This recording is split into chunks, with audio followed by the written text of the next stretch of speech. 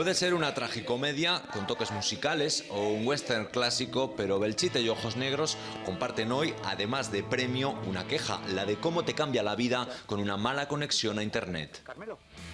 Supone una coreografía perfecta buscando cobertura, que un trámite en un pequeño municipio se eternice o que te quedes tirado y no puedas ni avisar. Es lo que cuenta el cortometraje que ha hecho ganar a Belchite el primer premio que otorga la operadora Eurona y que supone 6 meses de conexión gratis en los lugares públicos.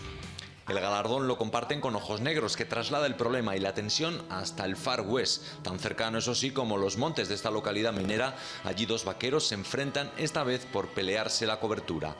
La queja ha acabado en premio y 6 meses de internet gratis, aunque sigue dejando una pregunta.